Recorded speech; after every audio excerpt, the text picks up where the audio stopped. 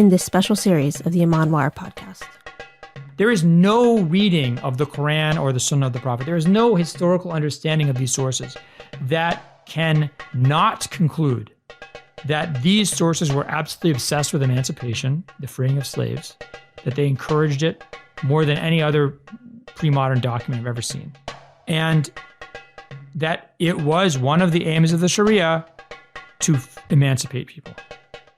Obviously, this trauma and pain of slavery, especially in a world where all of our modern forms of oppression, exploitation, racism, capitalism, white supremacy are all tethered back to slavery. How do we fix our hearts when we see this institution being inscribed, almost like written back onto the tablets of Revelation, that we're supposed to just deal with slavery as somehow part of the Islamic legacy?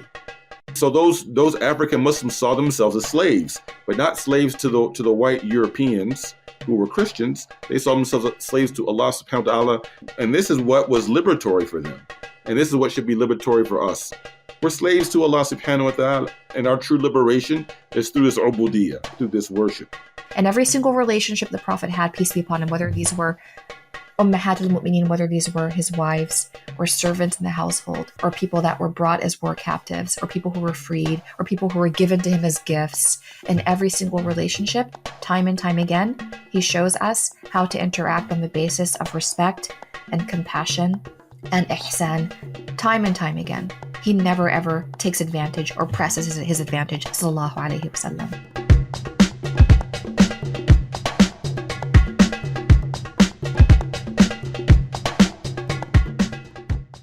Bismillah ar-Rahman ar-Rahim, in the name of Allah, most gracious, most merciful.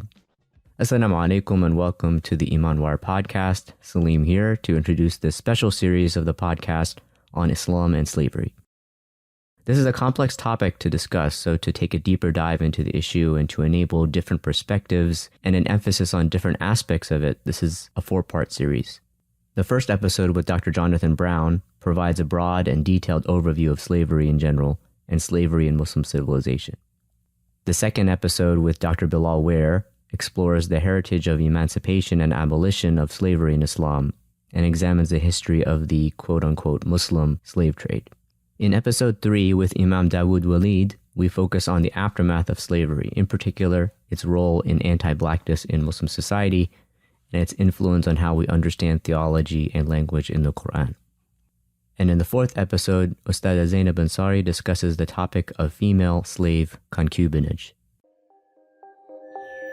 So we begin with our conversation with Dr. Jonathan Brown, professor of Islamic civilization at Georgetown University. Dr. Brown is the author of the book, Slavery in Islam. Assalamu alaikum, Dr. Jonathan Brown. Welcome to the ImanWire podcast. How are you? Walaikum salam. I'm doing fine. How are you doing? Good, alhamdulillah. It's been a while since we've been together. For some of our listeners that are familiar with the podcast, we've had Dr. Brown on for several episodes. The last one, which is actually one of our most popular ones, was about like the authenticity of the Quran. And that was very beneficial for a lot of listeners out there. But that was like a long time ago. I mean, that was like years ago, and we were just—I barely remember. We were just catching up about how we haven't seen each other. I don't know, 4 or 5 years. Certainly COVID. Not since pre-COVID, and it's good to sort of reconnect again. And the topic today is certainly a very controversial topic. It's a topic that you wrote a book on, and that's the topic of slavery. You wrote a book a few years ago called Slavery in Islam.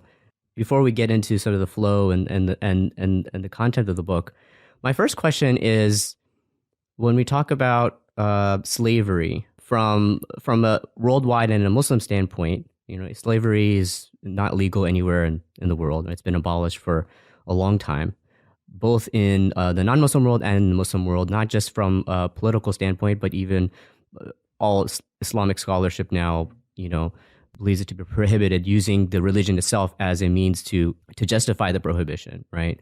And so when we talk about slavery, the question is, well, is this a sort of a moot issue? Why even discuss this topic? Why even write a book about slavery in Islam? I'd like to hear a little bit what motivated you to decide to write this book. I'm just curious, have people actually said that? It's like a moot issue. Why are you talking about this? Have you actually heard people say that? I will tell you this. I will tell you that growing up, right, when you came across things about slavery in in whether it's in, the text of Islam or just in Muslim civilization. A lot of times, I'm talking like Sunday school, like, slavery doesn't exist anymore. So yeah, that's it. Yeah. Bismillah ar-Rahman ar-Rahim. I mean, I think that's actually an interesting response from you, because I think that actually was the kind of status quo. That was the situation for many years. I think I became Muslim in 1997.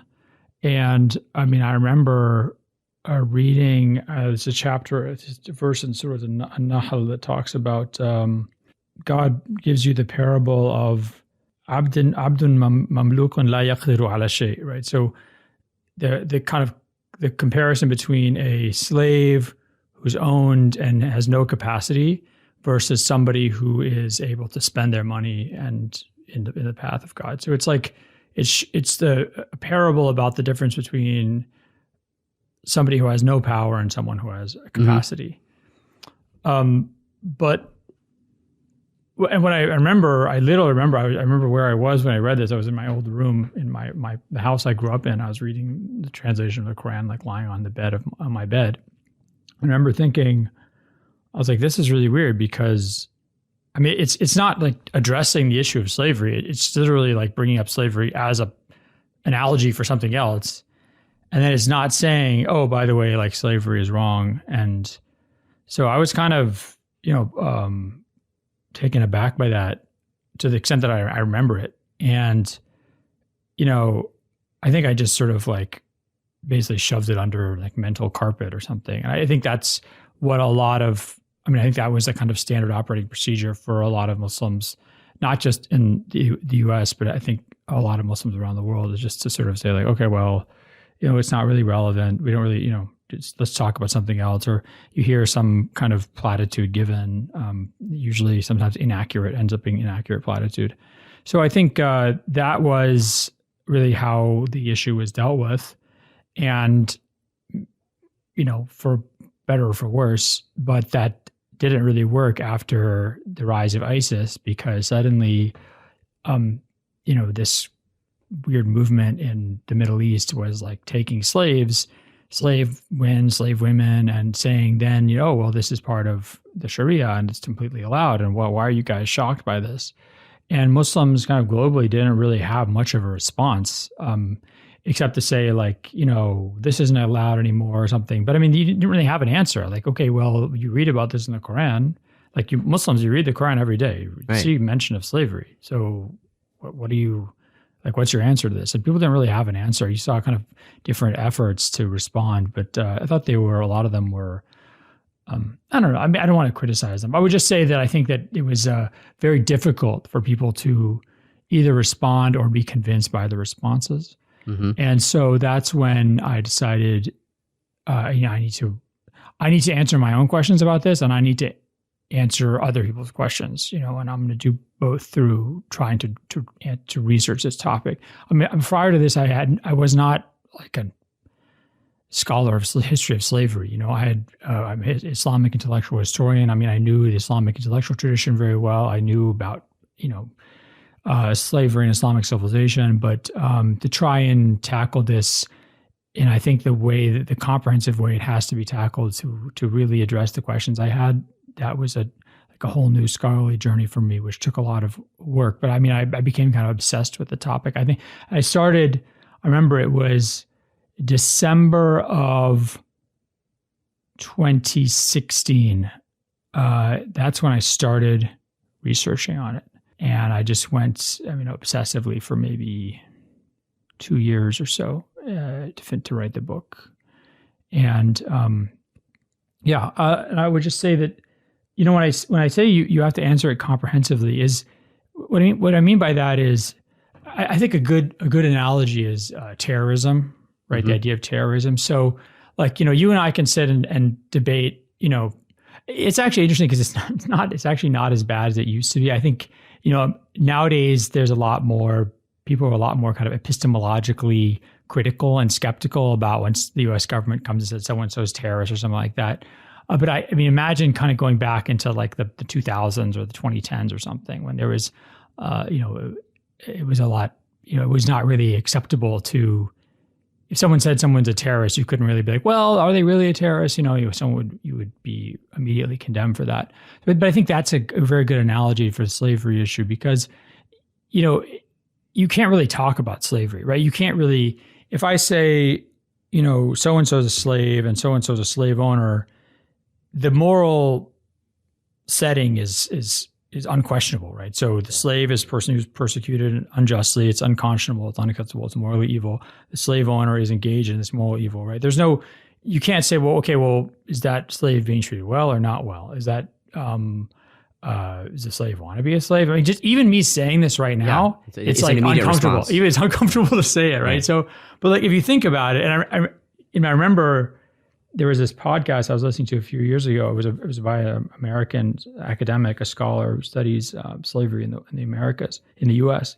And she was talking about how it was about the kind of urban slavery in the pre-Civil War South versus like slaves who were working in agricultural settings. And the host asked the scholar, like, well, what was the condition of the conditions that the urban slaves lived in? And she said, well, the conditions were, and then she stopped herself. She said, I almost said the conditions were better, but out of principle, I can't say that anything is better or worse in slavery. Like the idea that you would talk about someone being treated better or worse is sort of an affront to the way that we think about slavery as being this absolute and unconscionable moral evil across space and time, where you can't draw distinctions of kind or degree, because it's like a binary. It's like saying, yeah, Hitler was bad, but sometimes he was like, could be a nice guy, or like, he actually had like good sense of humor. So I'm just making this up, right? But the idea, like, you can't do that, right? So, but you can also immediately see the problem here, which is there actually are different distinctions in types of slavery, right? So there can be a slave owner who treats his slaves extremely nicely, and his slaves like that person, and maybe they are happy with their lives. Maybe they'd rather be free, but they're not, unhappy, right? And you can have someone who's a horrible, horrible slave owner, like in 12 Years a Slave or something like that. So, I mean, if we can't talk about the differences between these two situations, then we're really, and in some ways, handicapped morally. And that is especially true when you're talking about slavery in world history. So if you're talking about the Grand Vizier of the Ottoman Empire, let's say in the 1500s, who's a slave, technically he's a slave, but he's the richest and most powerful person in the empire after the Sultan. And he's a slave. And he's technically a slave, right? So, I mean, and lives in a palace and has like millions and millions of dollars, and he's married to the daughter of the Sultan and everything. And he's going and leading armies and having power over life and death and finances and all this stuff. I mean, if you're saying we can't compare his condition to that of like a field hand in, pre-Civil War South Carolina, that's not really where we're not really able to function like as morally sensitive people in that, because clearly these situations are different. We have to be able to discuss that. So what I meant when I talk about comprehensive engagement with the issue is, you can't just say, let's talk about slavery in Islamic civilization, or let's talk about slavery in the Islamic law. You have to actually first start by asking, when we talk about slavery, what do we mean? Why do we feel the way we do about slavery? What do our presuppositions entail about what we're bringing to the table as our prior commitments? What assumptions are baked into those prior commitments? So that was what I did in the book, is really a comprehensively look at the issue, not just look at Islam, slavery and Islamic civilization, but to going from like first principles about what do we mean when we talk about slavery? What happens when you define something? So yeah, that's what I'm trying to do. So that is one of the things that I noticed when you're in the beginning of the book. You spent a long time discussing different definitions of slavery, sometimes with a capital S, sometimes with quotes. Talk a little bit about some of how we define slavery, because we've already mentioned that just using the word slave, or saying the word slave owner, it immediately directs us 100% to a specific image, right? But then, as you describe in terms of how you define even the word slave, I mean, there's different definitions that are offered, and it seems that a lot of what slavery or how we conceive of slavery is that, as you mentioned in one of the examples, is that it's slavery. We just know it. We just see it and we know it. If you could talk a little bit about in terms of how the definition of slavery, why this matters in terms of how we in this discussion.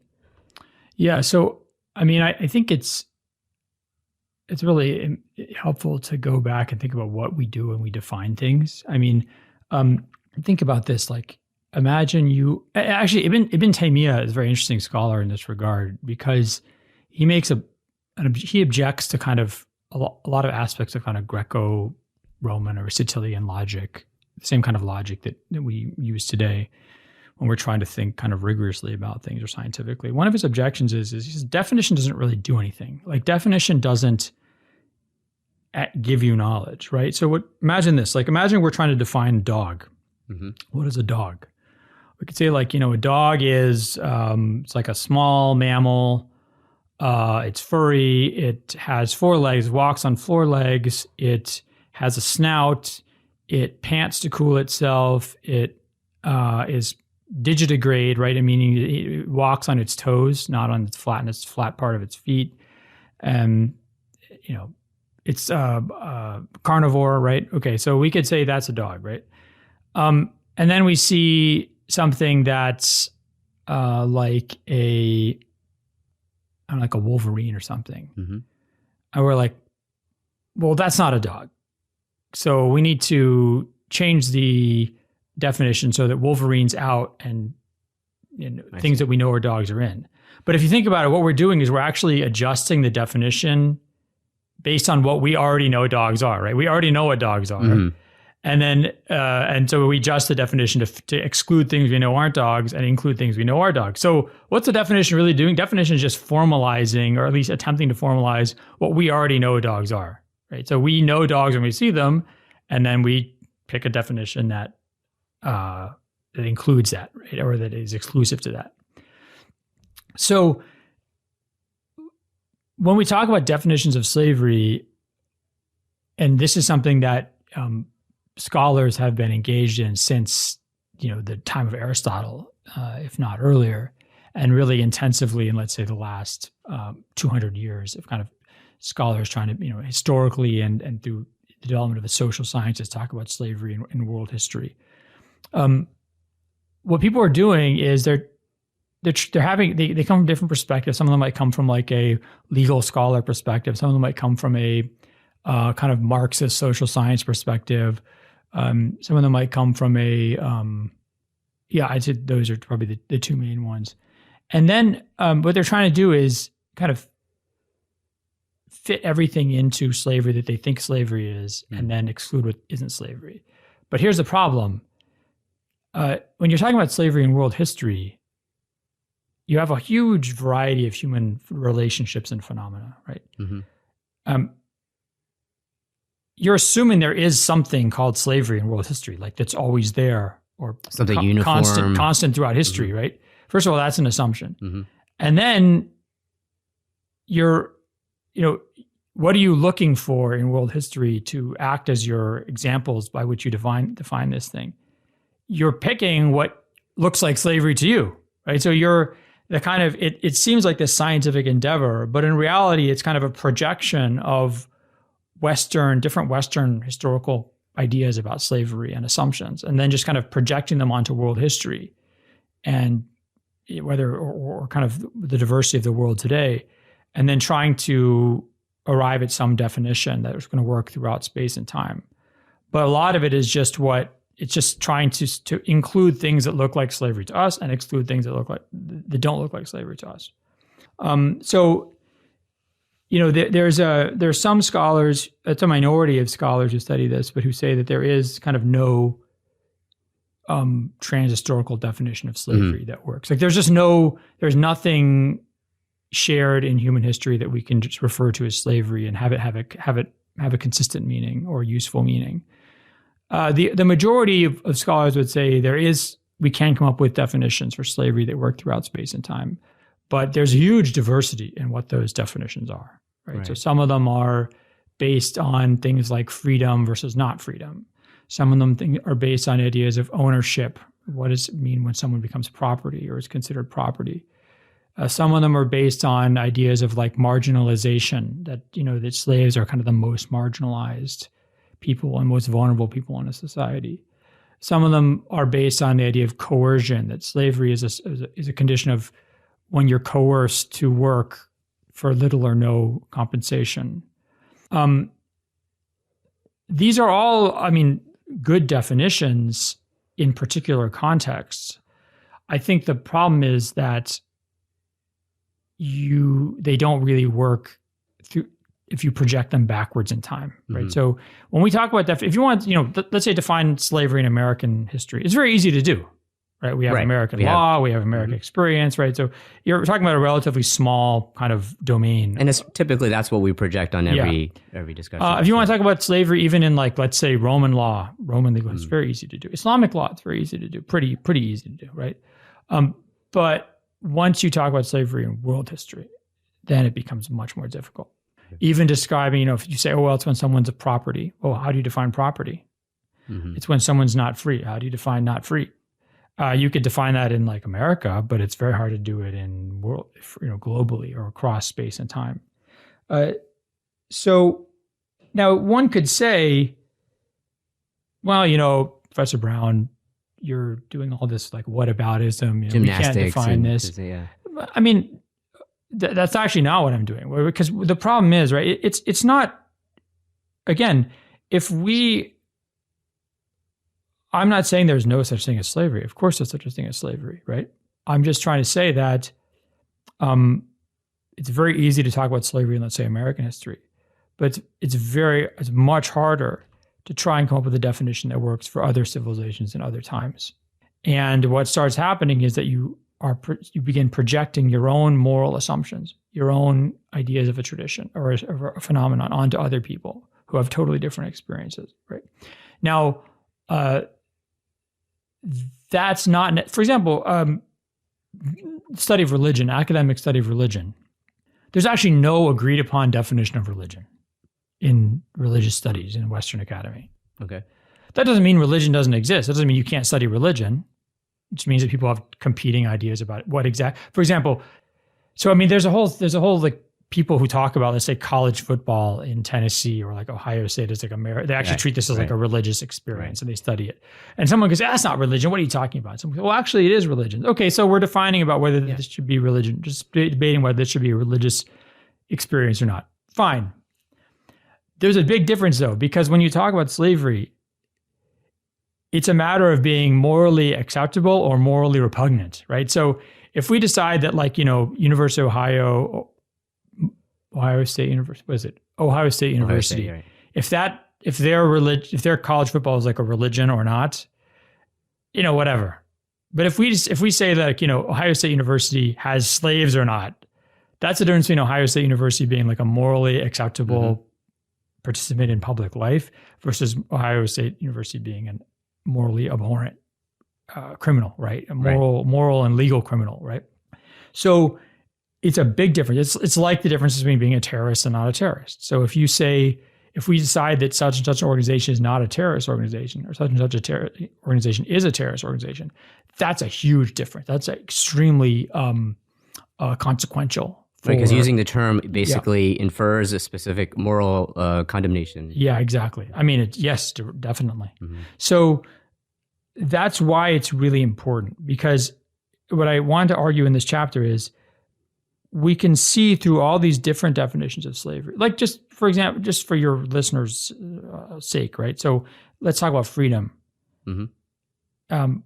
What is freedom? Freedom is the ability to do whatever you want, except if it's illegal.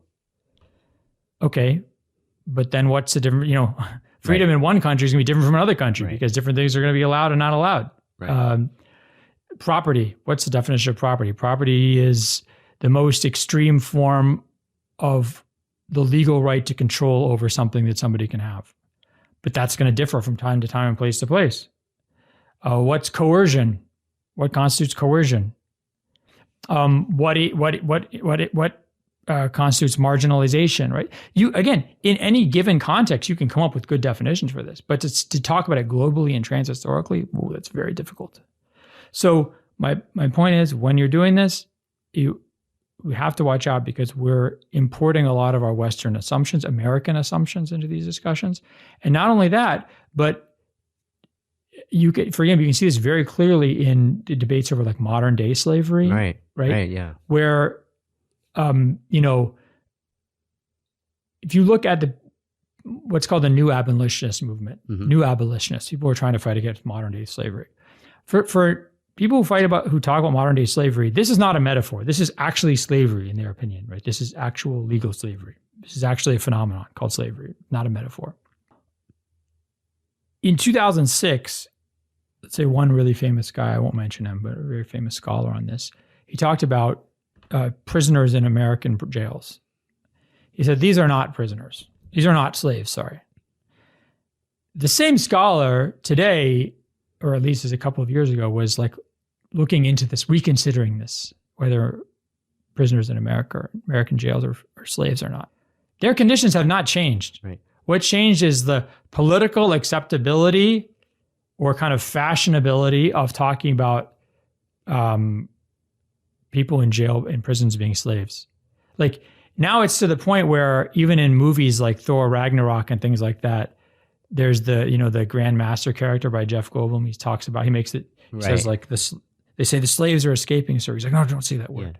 Yeah. They're like, sorry, the prisoners with jobs are escaping. So even in Hollywood now, it's kind of cool to talk about, you're so socially aware and conscious of justice issues that you acknowledge that people in American prisons are actually slaves.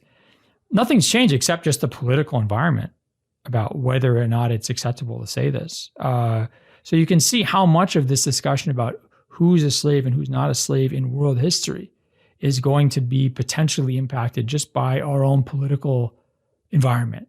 Mm-hmm. Like whose suffering do we want to kind of evaluate? Whose suffering do we want to ignore? Right, exactly. Whose oppression do we want to register? Whose oppression do we want to consider normal, right? So that's one of the point I try to make in that chapter. Yeah, I mean, and then you start moving on into sort of the Muslim realm. If we could talk about a little bit, what was the definition, or was there a definition of what a slave was in the early Islamic tradition, and then we can get into sort of the authoritative sources, the Quran and the prophetic period, in terms of what exactly that Islamic type of, we'll call it riq, just to be not, we're talking about terms, in terms of what that meant. I mean, the first thing to keep in mind is that slavery in the pre-modern period was, omnipresent. Mm-hmm. I mean, it was just every civilization that we know of had something that we would see as slavery. Most societies, most human societies in history have had something we would consider slavery. This is very important as well. No society that had slaves abolished slavery prior to, as far as I know, prior to the early modern period, prior to essentially like the let's just go very early, like maybe the 1700s. That would be maybe the earliest we can imagine it. Just imagine that. So not only that, by the way, this is very important. If you won't go and search through like the human heritage, as far as I know, for people who say that slavery, qua slavery per se, not slavery that's excessive, not slavery of the enslavement of the wrong people, not treating slaves badly. I mean, just slavery qua slavery. Mm-hmm. That slavery qua slavery is an inherent evil. The number of people, I don't mean the number of schools of thought, I mean the number of actual individuals who say this prior to, let's put a date, 1690, is about 3 or 4 people. I mean 3 or 4 individuals. Just imagine that. Every philosophical school, every religion, every kind of moral tradition either defended slavery, had no problem with slavery, excused slavery, or considered it uncontroversial. This is just very important to keep in mind. in whatever form it was so taking place in those where those traditions emerged. This is not. I'm not making some special pleading case here. I mean, this is undeniable. And if someone comes and well, what about Spartacus? Spartacus wasn't trying to end slavery. Spartacus and his followers, they didn't want to be slaves. They took their own slaves. Oh, people say, well, what about the Zanj rebellion in the Abbasid Iraq in the 800s? Yeah, they didn't want to be slaves. They enslaved the people they conquered, right? So they're not even, there's not some proto-abolitionist movement. Okay. So when we talk about Islamic civilization or the Quran, the Sunnah, for example, the existing understandings of slavery in the Near East were the basis of slavery in Islam, right? So the Quran doesn't say, verily, there's this thing called slavery. Mm-hmm. Let me tell you what it is, right? The Prophet doesn't say, let me tell you what slavery is. It's just part of life. It would be like saying, I don't need to tell you what a chair is, right? I can tell you what you can do with a chair. I can tell you what not to do with a chair, but I don't sit now. There's things called chairs and we sit. This is like slavery was a reality in the life of. Right. And this is not just in Arabia. This was everywhere for all of human history pretty much until the 1700s. Okay. So there's certain things about slavery in Arabia was, at the time of the Prophet, was, first of all, most of the slaves were Arab. The largest group, not most of, but the largest group of slaves in Arabia were other Arabs, captured on raids, or bought in a slave market, having previously been captured on a raid. The second largest groups were Ethiopians, maybe East Africa, people from the Horn of Africa, and Persians. You also had Byzantine, sort of Aramaic or Greek-speaking Byzantines, and then there were some Indians. Slaves were widespread in Arabia, like they were everywhere, but they were not a big part of the economy. It wasn't like, let's say, the Roman Empire or the American South. They were kind of people that you would have to help you out doing stuff, but they were not an essential part of the economy. There's certain things about slavery in that Islam just adopts. For example, that it exists. Other things like slavery coming through the mother. This is in Roman law. It's in pre-Islamic Near Eastern law. It's in Jewish law, right? Which is that if you have a slave woman and she has a child, that child will be a slave and will belong to the owner of the woman.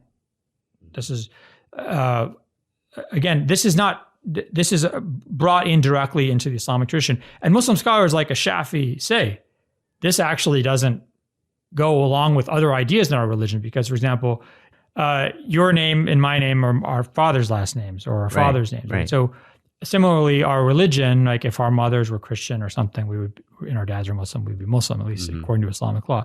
So Shafi says, like, actually, this goes against the general rule in Islam, which is that things come through your father patrilineally. But he says, this is just an existing tradition. Now, Islam, the Quran, and the Sunnah of the Prophet make some very marked changes to this. Okay, another thing I should add, by the way, is the main way that people become slaves in the Near East prior to Islam, the main way is either capture or debt. You're in debt to someone, you can't pay them, so you become their slave. Self-dedition. What does that mean? People give themselves into slavery. So why would somebody do that? Because imagine you're really poor and you're dying of starvation or something. And you say, listen, I'll be your slave, just feed me, feed my family. People would do this. Selling your own children into slavery. Someone might say, well, what kind of monster does that? Maybe someone who doesn't care about their kids. But also, if your child is going to die of starvation and someone else is willing to at least feed that child, you might do this. So Islamic law closes all these doors except for capture.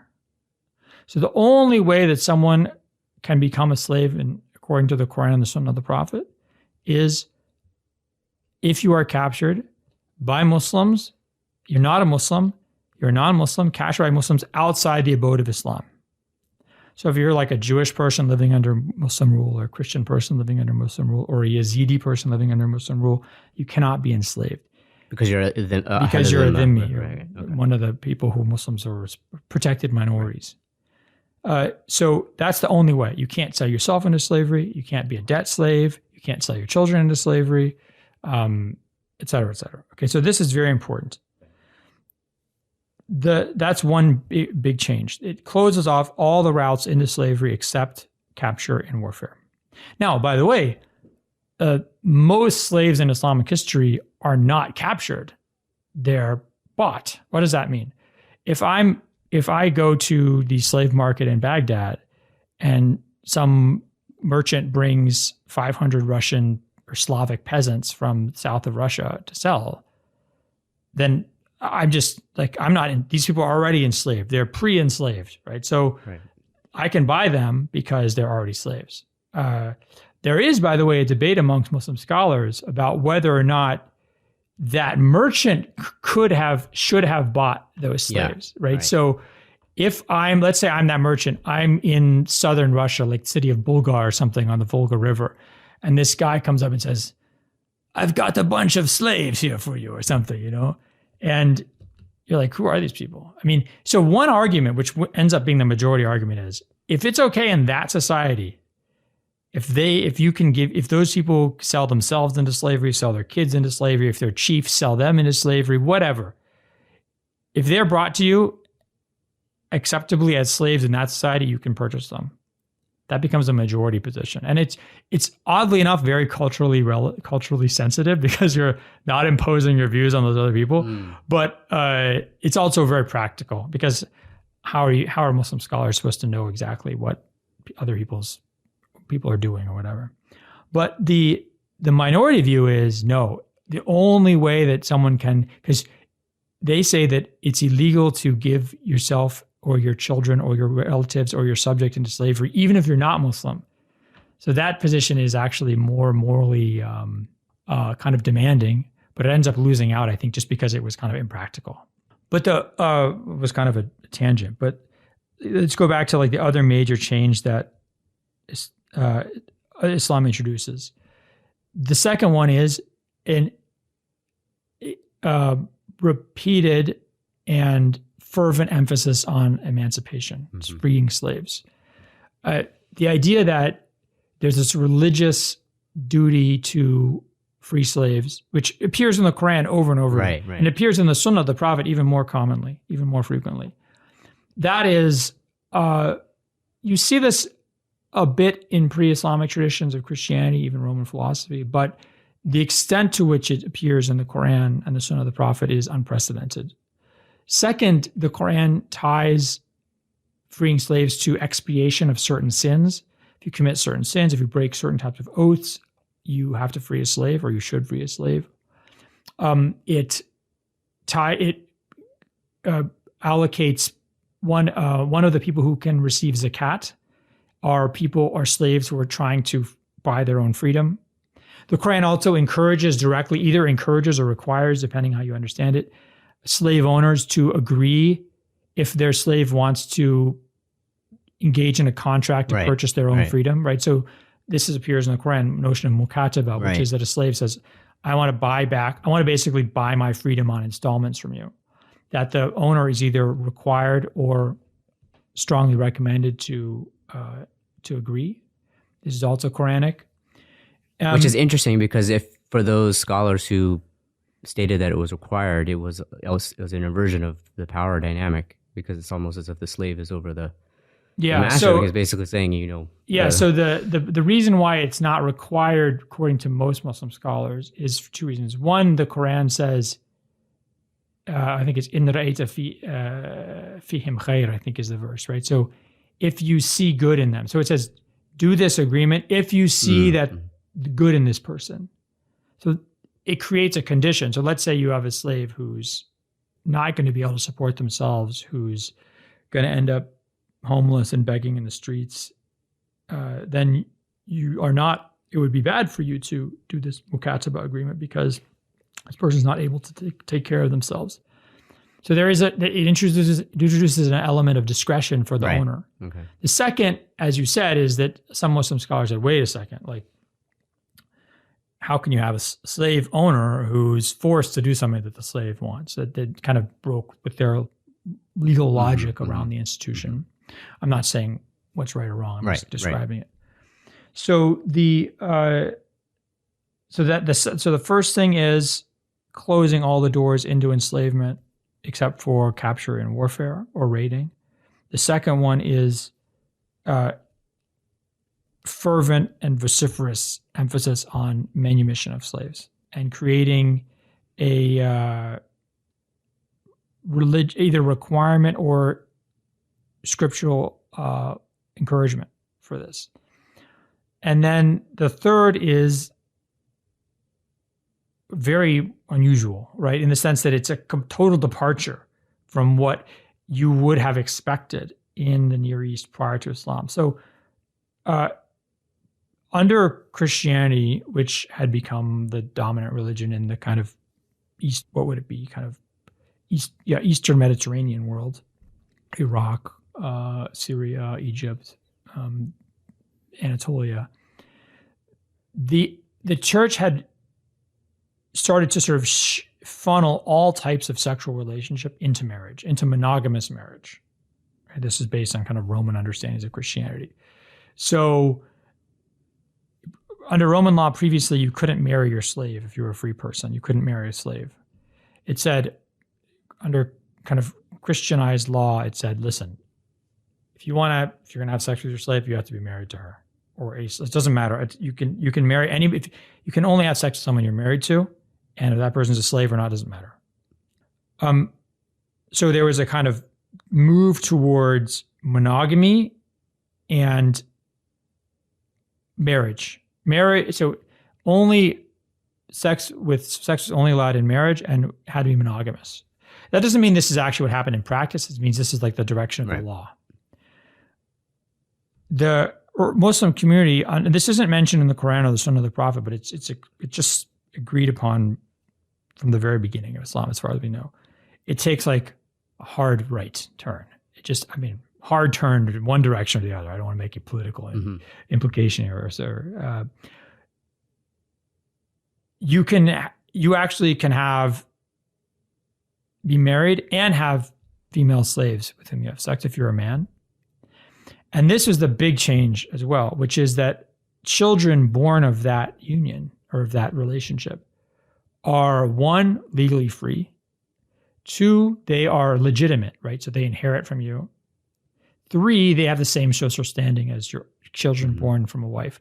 This is unprecedented in the world, as far as I know, and certainly in the Near East, which is, prior to this, if someone had, think about Thomas Jefferson.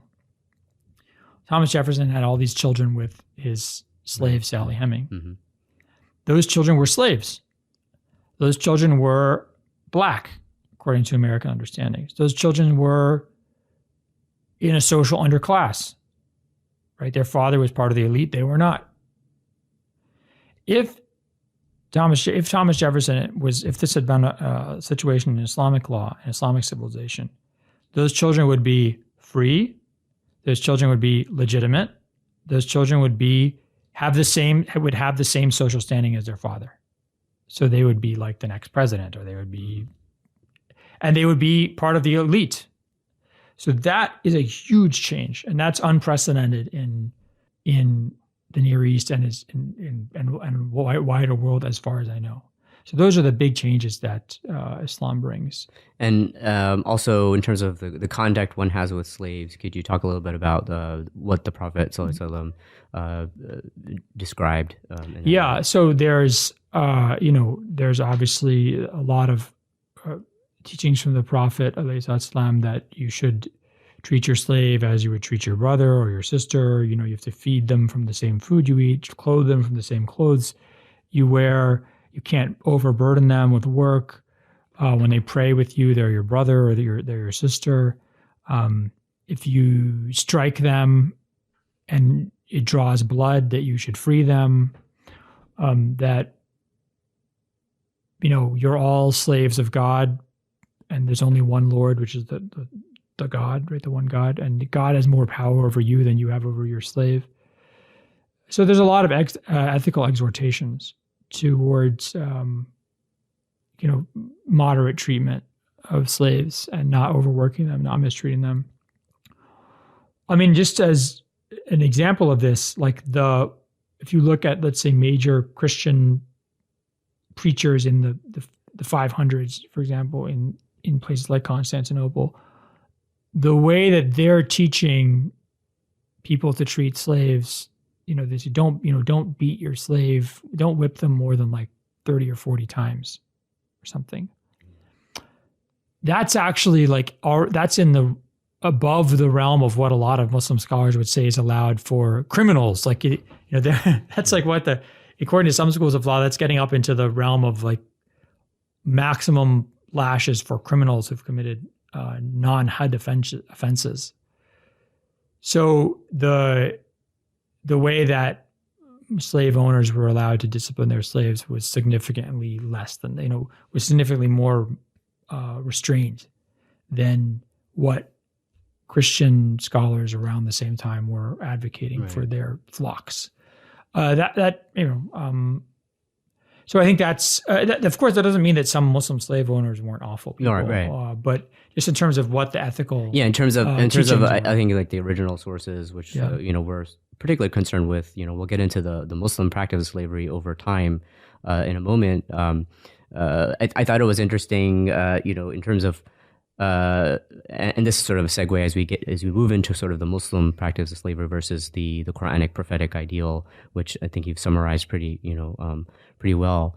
In terms of the zeal for manumission, you describe about this drive in this period of as Muslims are developing their codes of law, this drive towards emancipation, manumission of slaves, to the level where if you compare it to other, say property or other elements, like they would take things like, for example, if someone in jest would say like you're free, like some would even say like, well, no, that slave is free, or that if there was, as you were talking about, any type of abuse or harm, that would come to, that would be a grounds for them to be freed. I thought that was very interesting to see that there was this zeal to try to give the benefit of the doubt for freeing a slave versus like other categories or other situations in law. Yeah, the impetus to free slaves is very strong and very old. So it goes, you can see it in texts going back to like the earliest texts that have survived in the Islamic tradition, aside from the Quran, which is, things like the notion that God wants freedom. Mm-hmm. God. So it's interesting that so there was an understanding, I think, if I'm hearing you right, that for a lot of the Muslim scholars and people, like there was an understanding that this is not a desirable condition. Yeah. So a couple of things. One is that it's a theologically problematic condition, right? So the way that the Quran talks about humans a lot of the time is as ibadullah, right, slaves of God. By the way, this is not just Quranic. Like if you go into the Old Testament or the New Testament, the words that, if you listen to someone reading like the Gospels or something, they'll talk about, servants of God. That's actually slaves, right? So the notion that that believers in God, that human beings are slaves of God, willingly or unwillingly, is very common in the kind of Abrahamic tradition. So if you're a slave of God, if you and I are slaves of God, it's sort of weird to say that you're my slave too, because wait, am I like God? I don't understand. So it becomes, if everybody's a slave of God, how do you have someone who's a slave of another person? This is why the Prophet says, alayhi salam, he says, do not call your slaves my slave, call them my boy or my girl. And slaves, do not call your owner my master, call them my mawla, my kind of guardian or something, or my patron. Because he wants to clarify that the social and economic and social phenomenon of slavery is distinct from the notion of slavery towards God, to being a slave of God, right? He wants to remove the theological elements from this social relationship or economic relationship. The second thing is, as you said, all humans, one of the assumptions, the basic legal assumptions in Islamic law is that all humans are born free. So humans, the default assumption for humans is that they're free. You can only become not free if you're enslaved or you become a slave, become a slave illegally, according to Islamic law. So for example, a Muslim can never be a slave. Mm-hmm. Even if I'm captured by a Martian, like Martian slaver or something like that, according to Islamic law, I'm still free. I might be, in terms of reality, I might be a slave to this Martian master, but I'm actually legally, from the Sharia, I'm still free because I cannot be enslaved as a Muslim. So it's interesting that when you look at the definition of slavery, Muslims don't really come up with their own definition of slavery very early. The earliest I've seen them do it is in like the 900s. And the definition of slavery is slavery is a legal handicap that is caused by unbelief. So you're an unbeliever, you're enslaved, you have a legal handicap caused by that unbelief, now we'll get into what that legal handicap is in a second. But what happens, let's say, if that guy has a child or that woman has a child, that person's a slave. But they were born Muslim. Let's say the parent converted. So that person was never an unbeliever. How is it that they're a slave? Well, Muslim jurists would say, well, that's like a vestige of their parents' unbelief, which is not a very good argument, but they were trying their best. Now, the actual legal handicap is just a combination of the different rulings that we have from the Quran and the Sunnah of the Prophet about what slaves can't do that free people can. So, for example, a slave, according to most schools of law, a slave cannot be a notary, like they cannot bear witness to contracts, whereas a free person can. A slave, according to most schools of law, a slave can't own property, whereas a free person can. A slave doesn't have to do Hajj. A slave doesn't have to pay zakat, right? So if you take these different kind of rulings that adhere in a slave, that collection together is the definition of slavery. Mm-hmm. Now, the final point I would make, which you alluded to earlier, is although neither Muslim scholars nor almost anybody else in human history that I know of said that slavery is a moral evil or wrong in and of itself, they couldn't say that, right? Because God allowed it. And if God allows it, how can it be wrong, right? So but they did always acknowledge that slavery is harmful. They said it is darar, it is harm. Right. Why? How do they know it's harmful?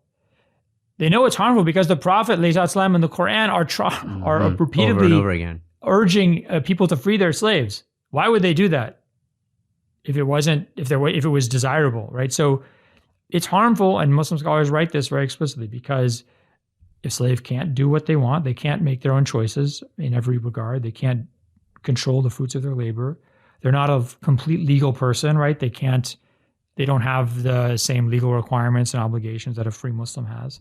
So this is what they're saying, like this, slavery is harmful, but it was a harm that for them was a kind of unquestioned reality of human life. Yeah, just as it was for all civilizations that had this phenomenon, which is that it was part of life. And I would just preface probably what you're going to ask next by saying that it's very interesting that people don't really start to question that reality. The idea that you have people to do work for you and move things for you and serve you and do work, domestic and agricultural work. They don't really start to question this until, lo and behold, they discover that you can take fossil fuels and burn them and create steam power and have machines do that work. Then suddenly you start having widespread discussions about the moral evil of slavery, when suddenly you don't have a requirement anymore to have people and animals. It's interesting you mentioned fossil fuels, because Justin Parrott from Yaqeen, he has a good analogy in terms of understanding sort of the ubiquitousness of slavery in the pre-modern world. is akin to basically our use of fossil fuels, right? Like hundreds of years from now, people are going to look at this era and they'll be like, why did they ever use fossil fuels? Because of all the harms, and it's because it's so intrinsic to everything that we.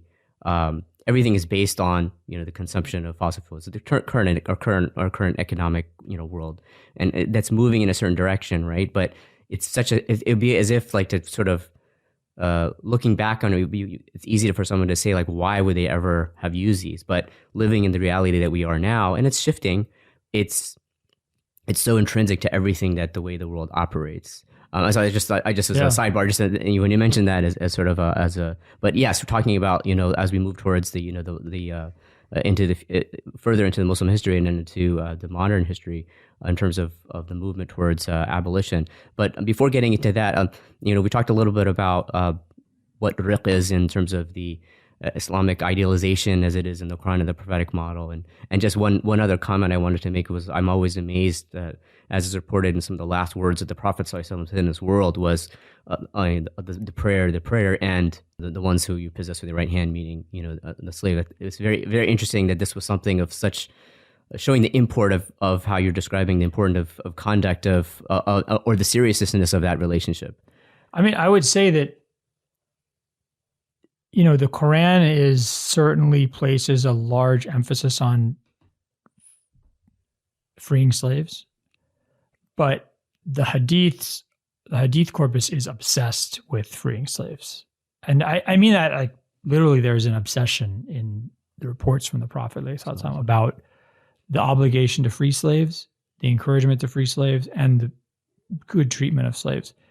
Now, what's fascinating is someone could say, well, people made these hadiths up.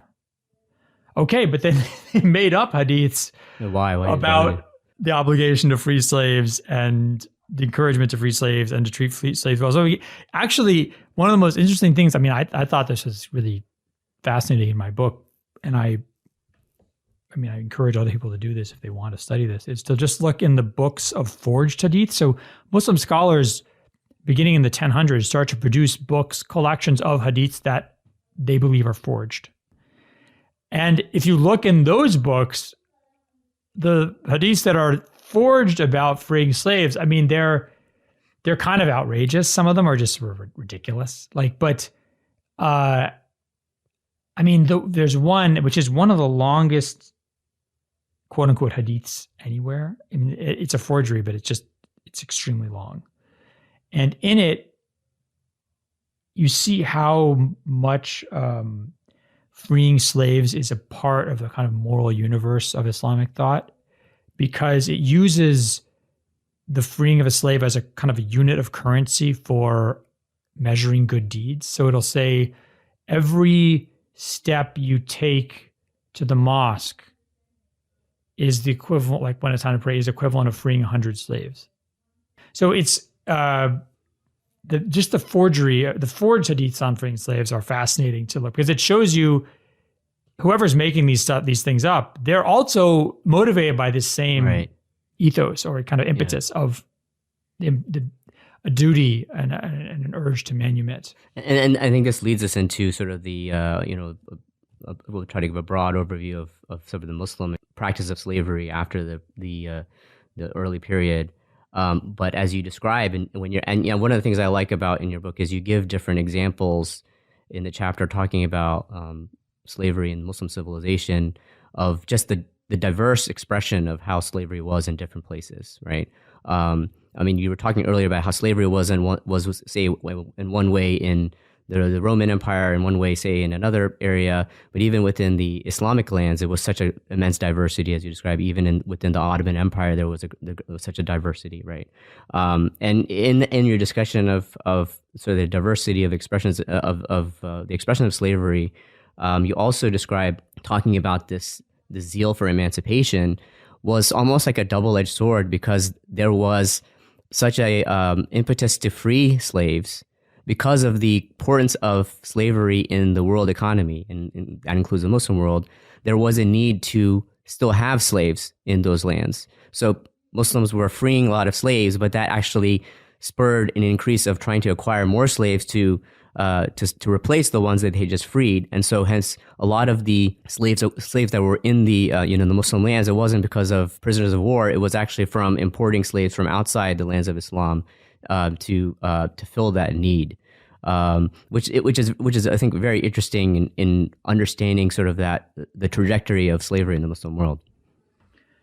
Yeah, I mean, so there's a couple of things about slavery and Islamic civilization. Obviously, Islamic civilization is very big and very, very big area over a very long period of time. So you're always going to be talking in the realm of generalizations. But there are accurate generalizations and there are inaccurate generalizations. So let's try and do, only indulge in accurate generalizations. One accurate generalization is that slavery in Islamic civilization was very infrequently agricultural slavery. Slaves were not often used for agricultural work as we see in the Americas and the Caribbean. Plantation slavery. Yeah. Second, probably the largest single use was domestic slaves. So people who would work in households. So if you imagine a city like Baghdad or Cairo or Istanbul, these people would be everywhere in life, in people's as maids, as people guards, as people doing errands for you, as commercial agents, people running your shop. So let's say you're a middle class shop owner in Istanbul in 1500, right? So you have, you're not rich, but you're not poor. You're doing pretty well for yourself. You have one slave woman who's cleaning the house and cooking, and one who takes care of your kids, helps you. One who helps you with your shop. So he's there when you're not there. You send him out to do errands. Maybe you trust him enough that you start to send him like, okay, I'm going to send you to Bursa. You're going to go on this couple day trip to Bursa. You're going to buy 50, reams of silk or something and come and, bring them back. And it's up to you. I trust you to negotiate a good price. And here's your letter from me saying that you're my agent, stuff like that. It's very common. It's called a me'dhun, a slave who has the right to basically be a commercial agent. So you have, then, by the way, who's the army that is defending your city of Istanbul is the most powerful units of that army are slave soldiers. They're the janissaries, right? They are technically slaves of the Sultan. The senior administration of the empire are slave administrators who are very powerful and who are technically slaves of the Sultan. So you can just see the variety just in your city of, then, meanwhile nearby the big Suleymaniye Mosque is being built by Sultan Suleiman has ordered this mosque to be built.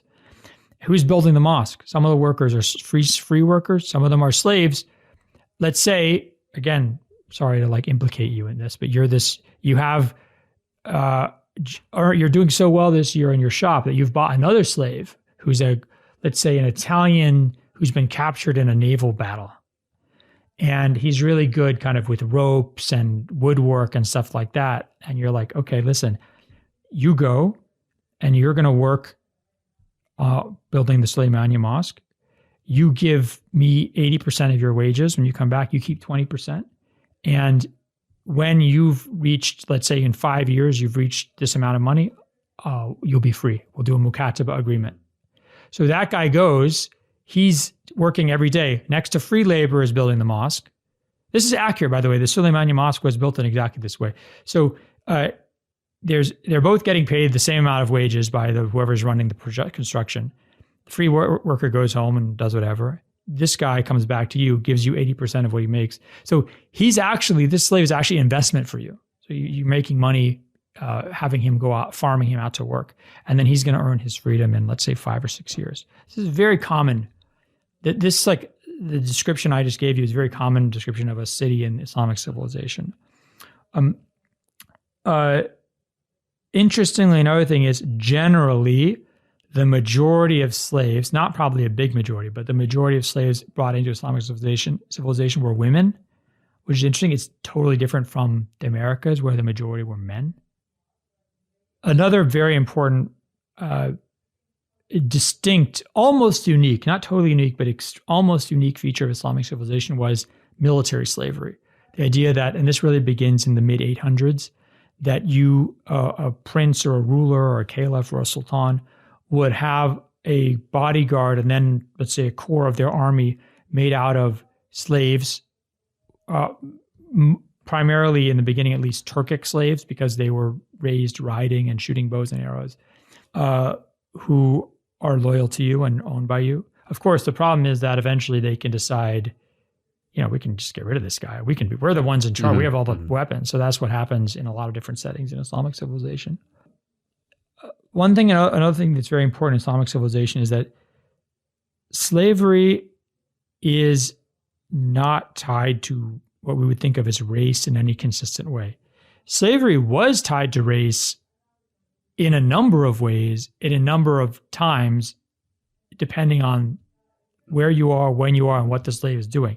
So I said to you before, like a lot of, let's say, the slaves who were made up the famous Mamluk Sultanate in Egypt and Syria from roughly 1260 to 1517. They were at first mostly Kipchak Turks, so Turks from the kind of northern shore of what today would be the northern shore of the Black Sea. Then later on, most of them were Circassian, but a lot of them were from other places as well. But the bulk were from first Kipchak Turks and then Circassians. The Ottoman armies, the core unit of the Janissaries, were Balkans, or from Christians from the Balkans or from Anatolia. If you, for example, in the Hejaz from roughly the 1500s through the 1800s, the most beautiful women, and therefore the most sought after slave women, were Ethiopian and Somali women. So depending where you were, like if you were in Baghdad in 1000 and you just said slave, the assumption is that person is either Persian or Turkic, or actually more common, Slavic.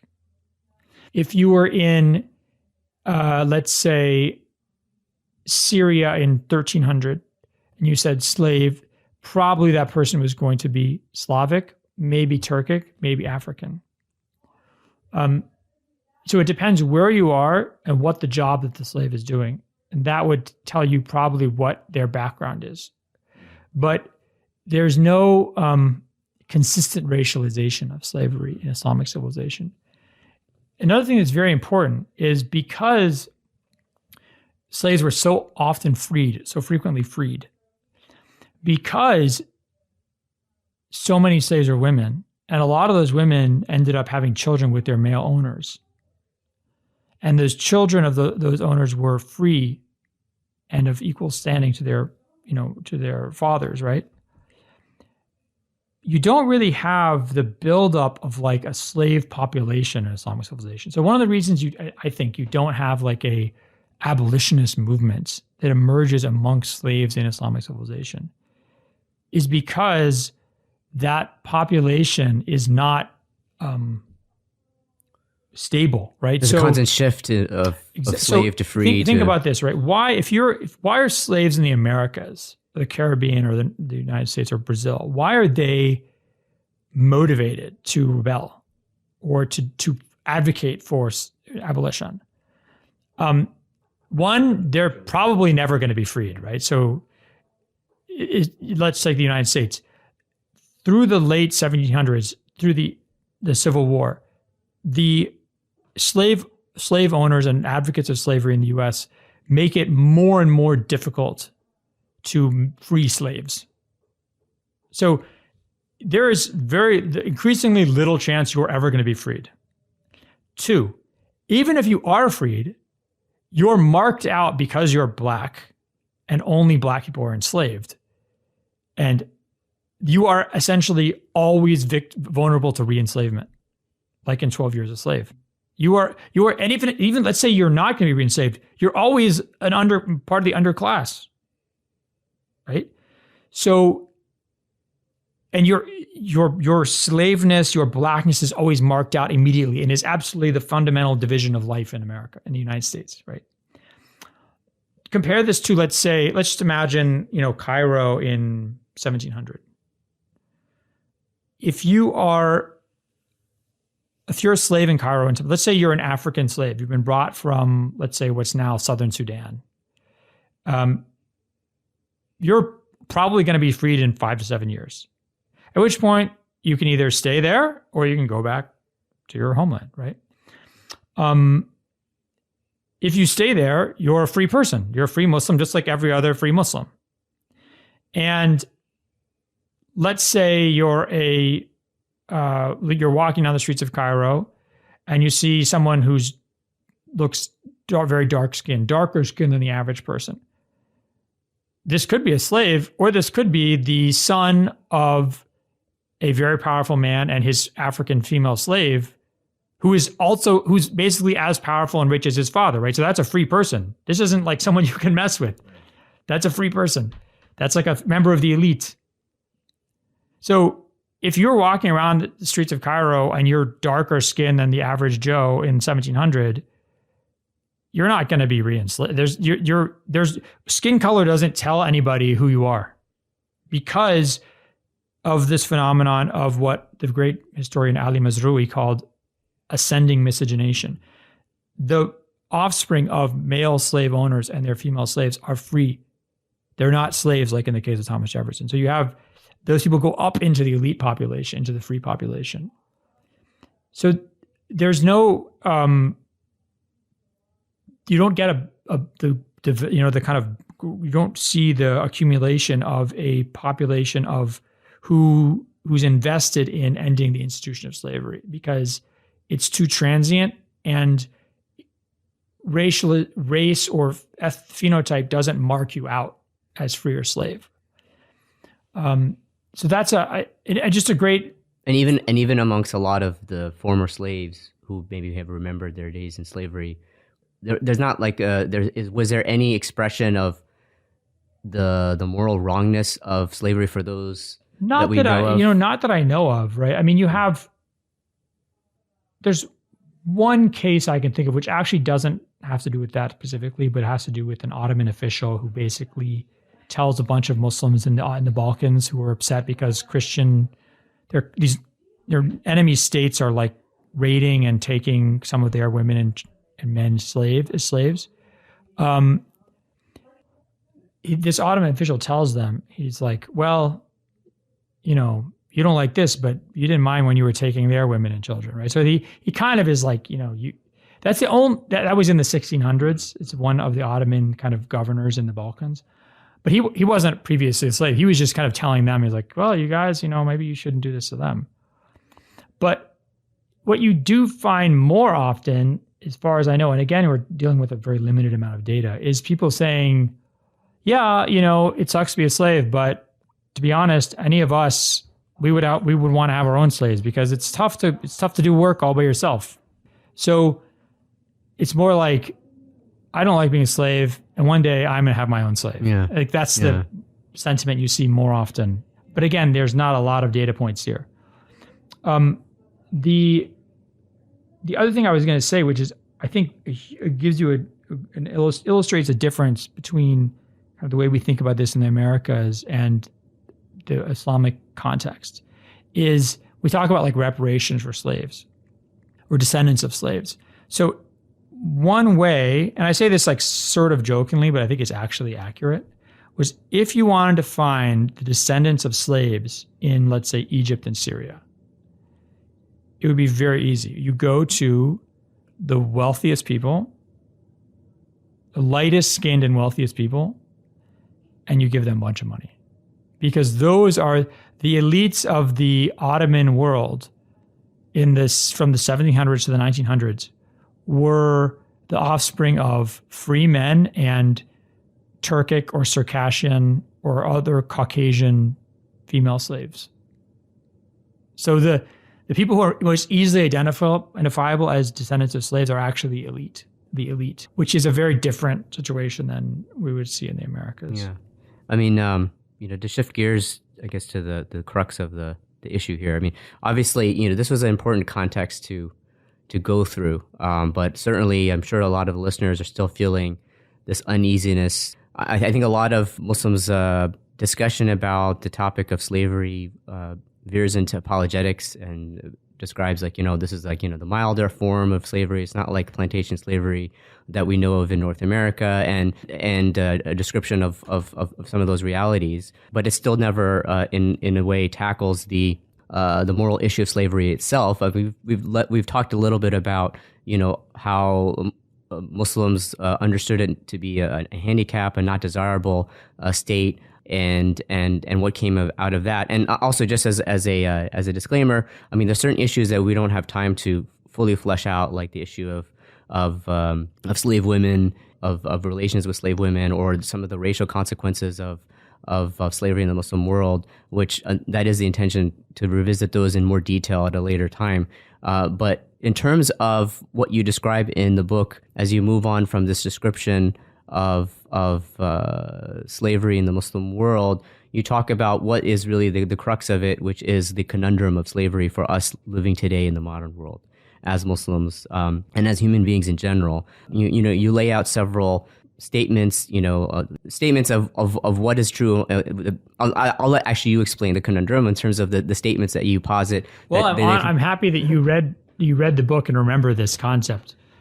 So is what I call the slavery conundrum. And by the way, what really crystallized this for me, because I remember I was trying to figure out how to write this book. And then in the summer of 2017, I think that's when it was the summer. That's when there were the protests in Charlottesville. Yes, right. And Donald Trump gave this speech, then President Donald Trump, maybe future President Donald Trump. I don't know. Maybe by the time this podcast comes out, who knows? Hopefully not. I'm going to go in and say I'm not a supporter. So he's, there was this debate about whether or not there should be this statue of Thomas Jefferson at the University of Virginia. Thomas Jefferson was the writer of the Declaration of Independence and said, all men are created equal, et cetera, et cetera. And he was also a slave owner who had children with his slave woman, with his female slave Sally Heming, right? So, if slavery, like the argument of the activists was a very good argument, right? If slavery is an intrinsic and gross moral wrong throughout space and time, slavery was wrong 1,000 years ago, it was wrong 100 years ago, it was wrong 10,000 years ago, whatever, it's always wrong. If that's the case, why do you have a statue to this guy? Makes total sense. Like, I don't care if he did good stuff. Like, if slavery is a monstrosity that only a monster would partake in and support, why would you have a statue to this person? And Donald Trump said something in his speech. It was really interesting argument. He said, well, George Washington was a slave owner. Are you going to take down the statues of George Washington? The kind of implied answer in American political life is no, because George Washington's the founder of the country. He's a hero. He's a great man. Everything's named after him, et cetera, et cetera. George Washington, by the way, was not some, he was not some guy who said, I think slavery is wrong. He owned slaves, and he had one female slave named Ona Judge who ran away when he was in Philadelphia. And he and his wife spent the rest of their lives actually consistently trying to find her and get her back. So he was not some reluctant participant in this. So it's a very good argument. If slavery is a gross and inherent evil throughout space and time, anybody who participates in it or defends it is morally compromised. If, however, so what that means is, as I said before, every religious and philosophical tradition prior to, let's just say, the 1700s, either defended, condoned, accepted slavery, considered slavery natural, one of these. What you're talking about is, if you're talking about toppling statues, you have to basically take the entirety of human heritage prior to, let's just say, 1700. That's being generous too, by the way. Maybe 1800 is better. Maybe 1900 is better, actually. Basically take this and throw it into a garbage can because it is morally compromised. Now, that if you're kind of a radical activist or sort of maybe kind of a lot of progressive people would say, yeah, that's fine. That's what we want to do. Okay, fine. That's fine. That's their position. But if you believe that we have our past is some kind of moral source for us or legal source for us, a source of wisdom, even binding for us, you can't do that. So what do you do, right? There's two things you can do. You can either say slavery back then, it was not bad, right? Which means that slavery is not always evil. Sometimes it's okay. Or you can say slavery was not bad then, but it's bad now. Right? So what you say is either back then it was okay. So you have to say that it's not a gross and intrinsic evil throughout space and time. Either you get rid of your heritage or you unless you're willing to throw away your whole heritage. Or you change the statement, right? Now it's interesting because when you look at the debates that are going on between abolitionists and not just defenders of slavery, people who just weren't convinced by abolitionist arguments, let's say in the US or let's say take 1790 as a year. There's a fascinating exchange between Benjamin Rush, one of the founding fathers and signatory of the Declaration of Independence, and a very committed abolitionist, between him and a Southern slave owner. And he says, slavery is evil, et cetera, et cetera. And this Southern slave owner writes, he says, if slavery is evil, why didn't the Bible prohibit it?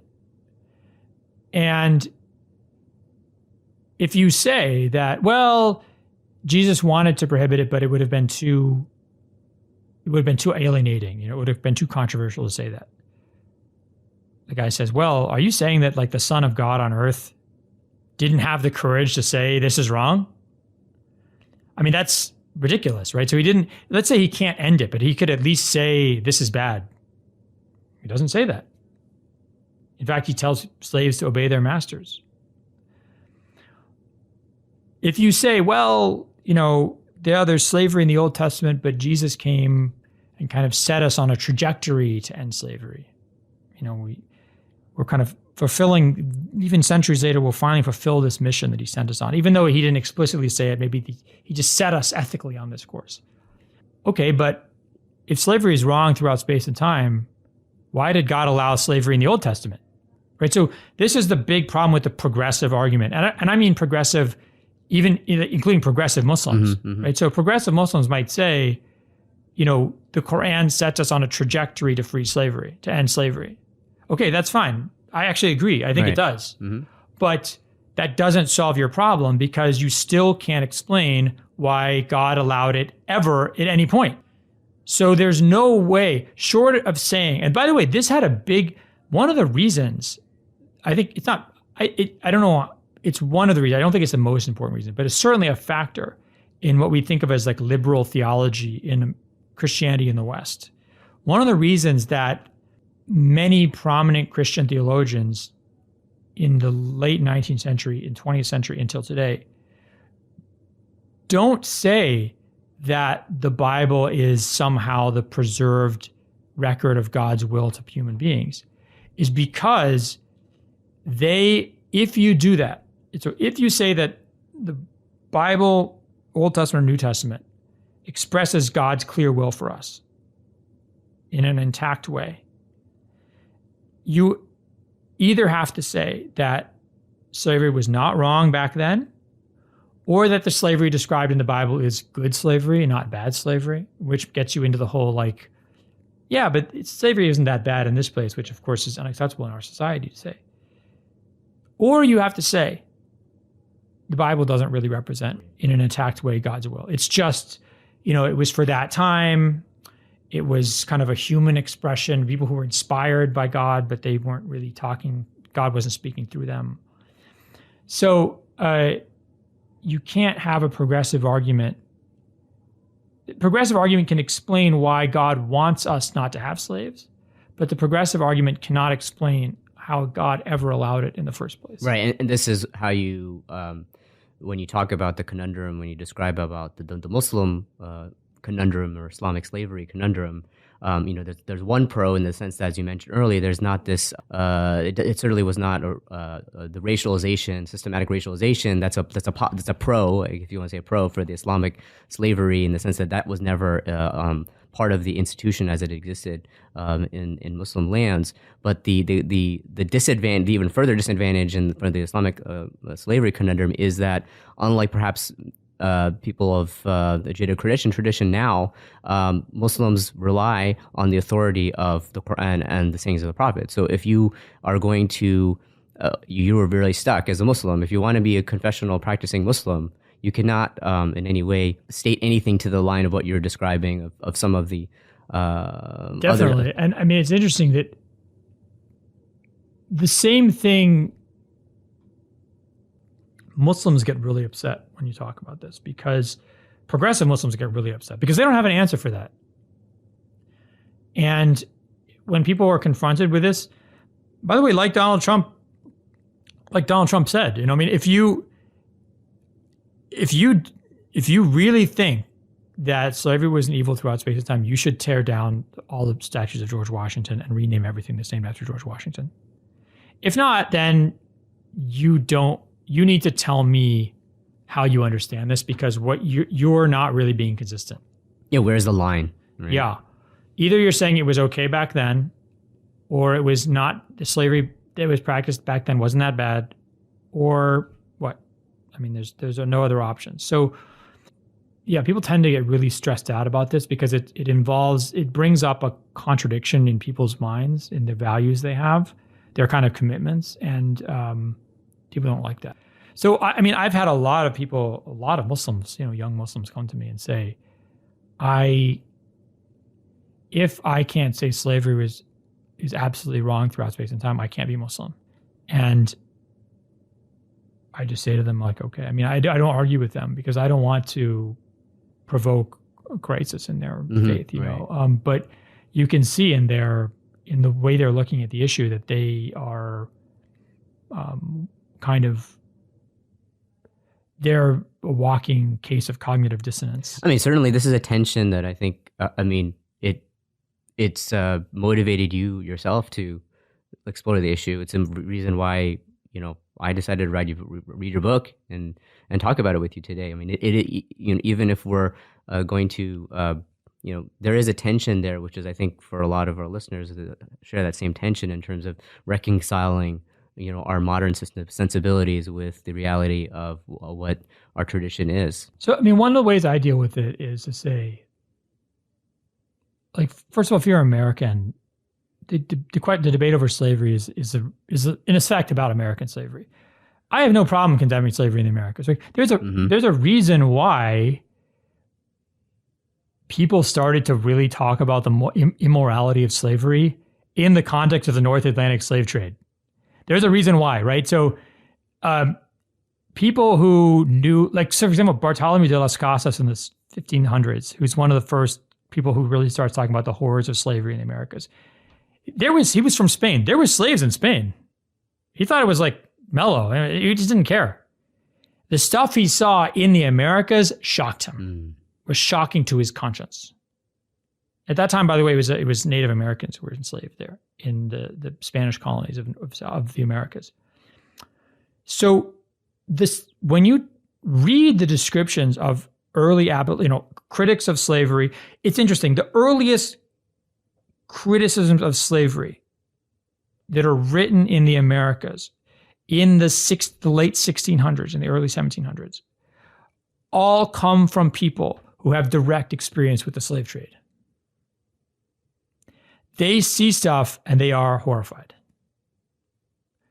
Now, I don't know of anybody who writes like that in the Muslim tradition prior to the modern period, right? So there's a couple of things. One, the level of violence in the transatlantic slave trade was enormous. I mean, it was like unbelievably violent. It was so violent that there were hundreds of mutinies aboard slave ships going from West Africa to the Americas. Hundreds over a 350-year period. to the point that ships were built with internal defenses against slave upraisings amongst enslaved people from West Africa. It was unbelievably violent. If you read the description written by slave overseers in, let's say, Jamaica in the 1700s, if you read them, or anywhere, so they had places like the British colonies of the Caribbean, South Carolina. In a lot of places, the black slave population was like 90%. It's like 9-to-1 black slaves to white overseers or owners. That ratio in Islamic civilization is insane. You just don't. It's extremely rare if it ever happens. When you have this situation, the only way that these white owners can manage these people is to terrorize them violence that is. I'm a pretty like cold guy. Like I can talk about nasty stuff all the time. I don't get affected by it, but I can't even say the stuff that is written by these people about what they do to slaves. It's horrific. So that when you see that, and you see, by the way, that like essentially 1 out of 12 people are dying on the ships just to begin with. I think about 1 out of 12, if I'm not mistaken. Violence on the ships, violence against slaves. The fact that it's all black people, right? This is a traffic that is totally racialized. It is justified by the fact that these people are non-Christian, essentially lower forms of human beings who can be enslaved. And like a lot of people are like, this is really demented. And that's where you start seeing the major criticisms. It's not really about slavery per se. It's about this slavery. And then it expands from there. We just earlier were describing sort of the practice of slavery as a whole. Obviously with exceptions, there's exceptions everywhere. The diversity of Muslim lands in the Muslim civilization, right? And without delving in, I don't think this necessarily means we're delving into apologetics here, but it is, I think, important to know the context of what slavery as existed in the Muslim world was compared to the generality of the transatlantic slave trade and slavery in North America. The reason being is because I want to move into sort of our final sort of topic in the book, which is Muslim abolitionism or abolition of slavery, because understanding where that movement comes from requires an understanding of the context that they were living in. It was not the context of this horrific, as what you just described in North American plantation slavery. It was in a completely different context. So with that being said, let's sort of describe a little bit about some of the avenues that were that led to Muslim scholars and Muslim areas to consider abolishing slavery, if we're going to use the modern terms. I mean, we had, Dr. Bilal Ware back in episode 9, we went through his book, The Walking Quran, and he described Abdul Qadir Khan and the abolitionists of slavery in that area in that predated the 1800s, right? And I would just tell listeners, please listen to that episode 9 with Bilal Ware, and that's one place where this wave of abolition, it came about. Describe a little bit about the avenues that Muslims took in terms of reconciling the authority of the Quran and the Sunnah with the desire to fully eradicate slavery in their societies. Okay, so first of all, there's a huge debate amongst Western scholars, academics, about how abolitionism emerges. There are essentially two arguments. One is what you might call the moral awakening argument. Well, there's 3 arguments, right? So one is what you might call the moral awakening argument, which is actually kind of comical when you hear it, right? It's basically human beings. There's all these great human beings. There's Moses, Jesus, Buddha, right. St. Augustine, right? All these people, right? At some point, Europeans, of course, because Europeans are the greatest, they wake up one day and they say, oh my God, slavery is wrong. Let it be known, go forth and proclaim it in the cities. Slavery is wrong. That's what happens. It's like it's just that the Western genius comes to this understanding and goes and tells us to the rest of the world. That's actually the argument. Okay. Yeah. I mean, that's our modern sensibility today, is that we just think we've evolved. Kind of ridiculous, right? If you think about it. So I mean, what? People somehow getting more protein in their diet or something? They're getting higher IQs? No evidence of this. The second argument is, we could call it like the economic argument, which is that people need slaves to engage in labor. Aristotle says this in his Politics. He says, there will be slaves until looms, looms that like make cloth, until looms move themselves, there will be slaves. That's actually totally correct, right? What happens? Suddenly you have technology, industrial revolution, by which, where does the first opposition to slavery emerge? In Britain and in the British colonies in North America. Two places in which industrialization first started, and which there were massive accumulation of wealth gotten through non-slavery means. The northern colonies of the Americas, not the southern colonies not like the American South, the American North and Britain. Industrialization develops, wealth accumulates based on non-slave industries, slave-based industries. Is that coincidence? So the argument is basically the first people in human history who really realize you don't need slaves and we can get rich without them, they're the people who start to talk about slavery as a problem. They essentially have the luxury. I mean, imagine, you could talk about it as sort of like, it's like, I was watching this documentary about like the Taliban the other day. It was just filming in Afghanistan. It's really interesting. And you have these stories of like, I became a vegetarian when I went, we had this lamb and we raised into a sheep and then we killed him and I became a vegetarian because I was horrified. How could we? This was my friend and now I eat it. And you have this picture of this like Afghan kid who's like, does that and he just gets the head of the sheep. He's like, hey, look, I have the head of my sheep, and they're eating it because if you need meat to live, you don't have a emotional, like this is not emotional conflict for you. It's a luxury conflict, right? It's a luxury conflict. So the first people who have the luxury to think morally about this, think morally about it. That's the kind of economic argument.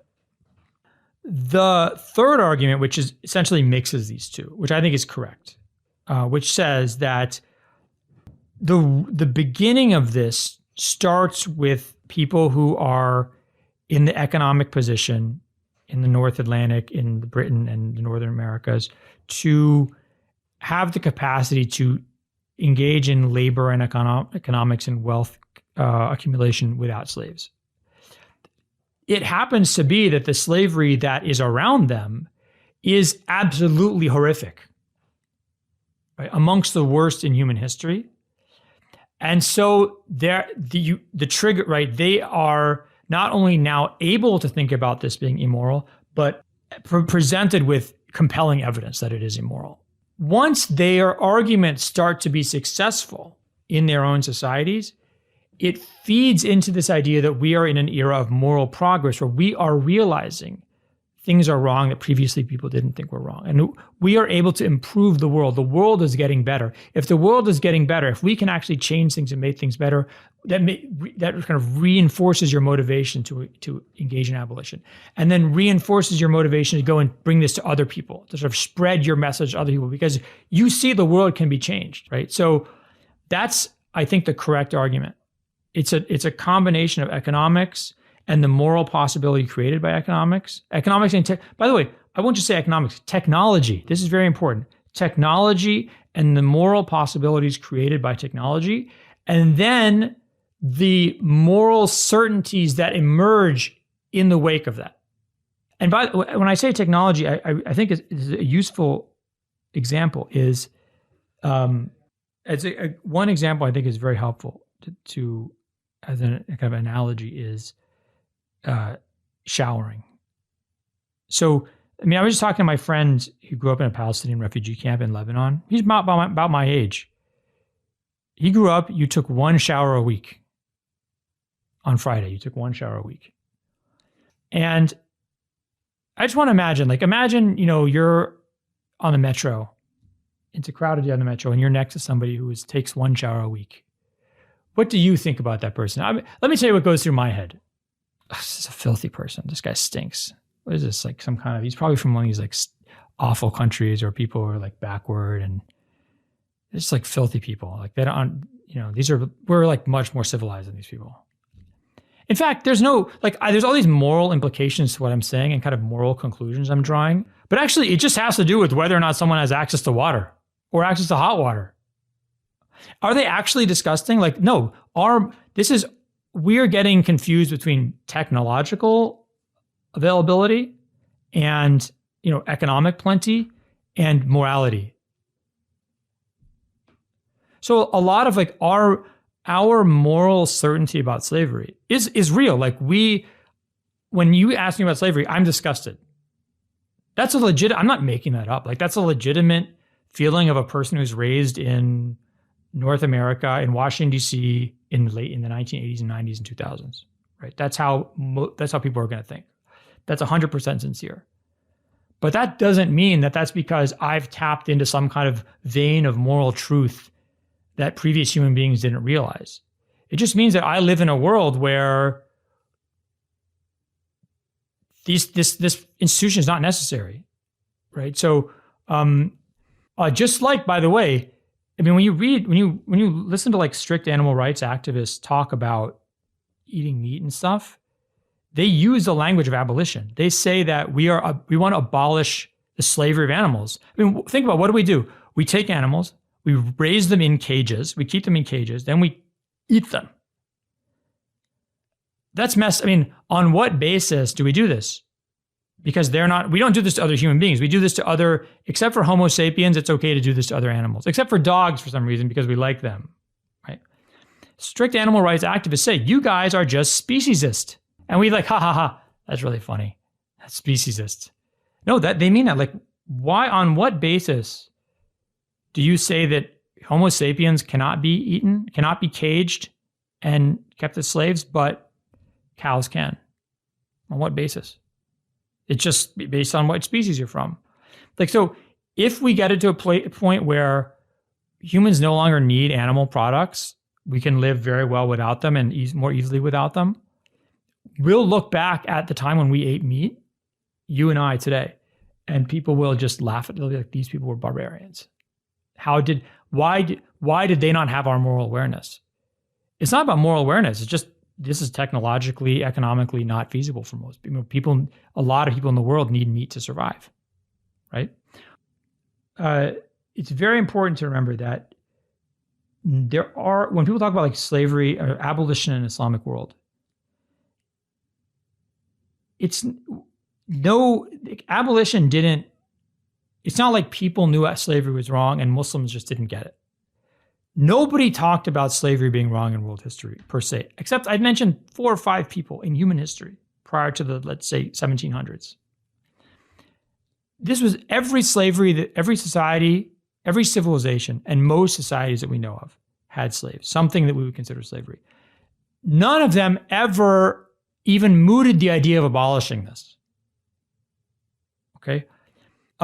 The first people who think about this idea in Britain and the industrial north of the British American colonies don't do so because they're Christians or something, or because they're like possess the Greco-Roman heritage.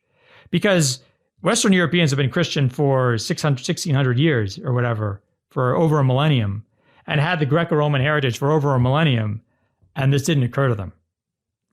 So it's not about being Christian or being Western or something like that. It's being in a specific place with certain technologies that become available and the economic and moral possibilities that those technologies allow. And Muslims, if the Industrial Revolution had started in, let's say, Cairo or Baghdad or something, Muslims would have been the first people to come up with the idea of abolishing slavery. In fact, they would be more fitting for them to, because the Quran and the Sunnah of the Prophet are absolutely obsessed with the idea of emancipation.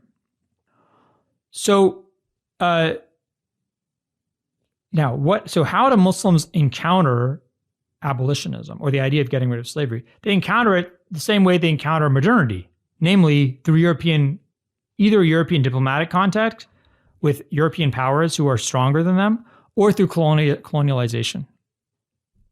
So that's how Muslims encounter the idea of abolition. Let me just run quickly through like the different schools of thought Muslims have. the most radical argument and end with the least radical argument. Okay, so argument number one, slavery was always wrong in Islam. This was the argument made by the famous Indian Islamic modernist Sir Sayyid Ahmed Khan, died 1898. He says, the hadiths that talk about slavery are forged, they're not reliable. The Quran emphasizes emancipation. And he says, by the way, it's interesting, he says the Quranic verses that actually talk about enslavement, I think it's Surah Muhammad, when it says, وَإِذَا لَقَيْتُمُ الَّذِينَ كَفَرُوا فَضَرْبُ الرِّقَابِ حَتَّى إِذَا أَثْخَنْتُمُوهُمْ فَشَدُّوا الْوَثَاقِ فَإِمَّا مَنًّا مِنْ بَعْدُ إِمَّا فِدَاءً, right? So if you encounter those people who are the unbelievers, fight them until you defeat them, and then bind them firmly, the prisoners firmly, then either release them just for free, just let them go, or ransom them back to their families, their side. It doesn't say, or keep them as slaves. So what Sayyid Ahmed Khan says is, the Quran actually doesn't allow slavery. The Quran allowed the slavery that existed at the time of the Prophet ﷺ, but then ended it and didn't allow anymore. That's his argument. Now, the upside of the argument is, it turns out the Quran ended slavery, according to Sir Sayyid Ahmed Khan. The downside is, all those hadiths you like, gone. The entirety of Islamic tradition, it was a big mistake, okay? The other problem is, and this is kind of subtle, but I think important, is he actually can't say that slavery was always morally abhorrent, because the Quran doesn't say that. The Quran, according to him, allows slavery, that existing slavery, to continue, and then doesn't allow any more. If, in fact, it was morally abhorrent, the Quran should have said, according to him, according to his argument, not according to, he doesn't say this, but according to his argument, the Quran should have said, slavery is morally wrong, immediately cease. But it doesn't. So that's first argument. The second argument is, you could maybe call it the, Muslims went off the rails argument. Yes, right. Okay, the second argument, and this you see first developed by Islamic modernists like Rashid Rida, who died in 1935, and other figures, and it's very common after that. The idea is, look, slavery was too economically important and too economically omnipresent to end. Just like that, you can't do it.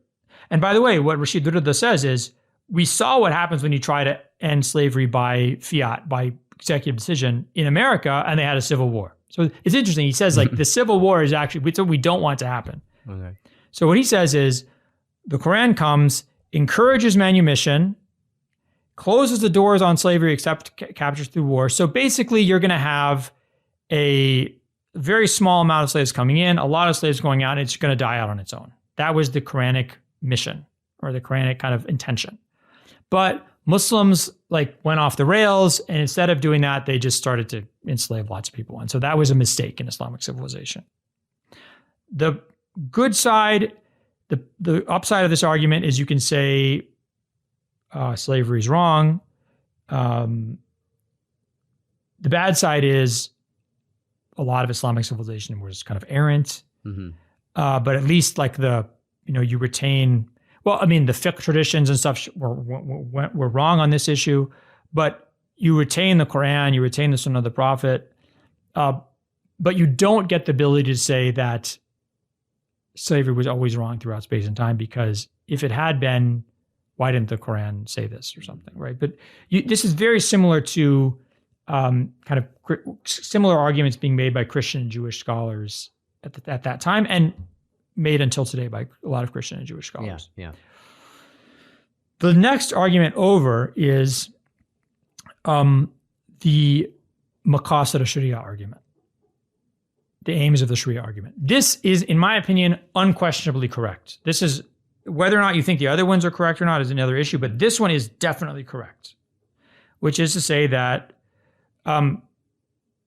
freeing slaves is one of the aims of the Sharia. And sure enough, when you go back and you look at earliest hadith collections, earliest works of fiqh, the idea that God wants freedom, the way in which the Quran and the Sunnah are obsessed with emancipation, the way that even in Islamic transaction and contract law, You constantly have regular rules subverted to emphasize freeing slaves. And go back to like text, let's say a Shatibi in the 1300s, who writes, one of the first people to talk about maqasid in a really systematic way. He says, one of the maqasid of the Sharia is itq, freeing slaves. And so basically, we are now in a position where slavery there's no reason to have it. It's not economically essential. So by just the best way to fulfill this aim of the Sharia is simply to end the institution of slavery. And you're allowed to do that, right? Because a ruler has what's called the power of taqyid al-mubah, or restricting permissible. So a Muslim ruler can say, you can't drive faster than 55 miles an hour. You can only drive on the right side of the road. You can't build your house using asbestos, right? So these are all things that are not prohibited in the Quran and the Sunnah, but the Muslim state or Muslim government or any government has the right to restrict these things for the for the best interests of the community. And so Muslims don't have to have slaves, so the ruler can simply say, no more slaves, because this is the aim of the Sharia. Next argument over is if you can't do it right, you can't do it at all argument. And this is the argument used by Ahmed Bey in Tunisia in his famous 1846 Abolition Declaration, right, where he says, no more slaves, everyone in Tunisia is free, no more slaves brought into the country. What he says is, too many of the slaves that you guys are bringing in are actually originally Muslims. You can't even tell the difference between who's Muslim and who's not. In addition, people are mistreating their slaves. They're not living up to the Sharia requirements for how slaves should be treated. No one can do this right. No more slavery. And again, it's within the ruler's right to do this. Right.